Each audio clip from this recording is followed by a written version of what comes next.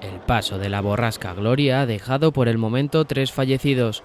A los 2 hombres que ya fallecieron el domingo, uno por atropello en León mientras colocaba las cadenas de su coche y otro en Ávila por la caída de una teja a causa del viento, hay que sumar la muerte de una mujer en la localidad de Gandía como consecuencia de una hipotermia.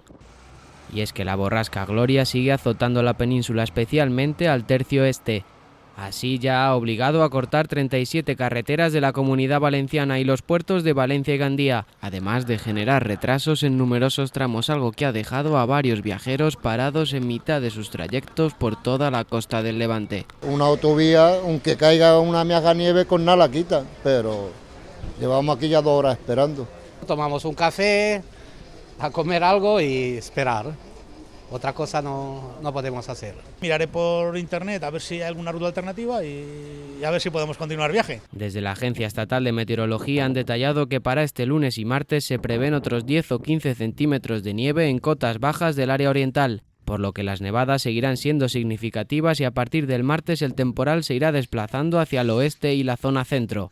Este lunes también se han dado olas de récord, destacando la registrada en Dragonera, Mallorca, de 14 metros de altura.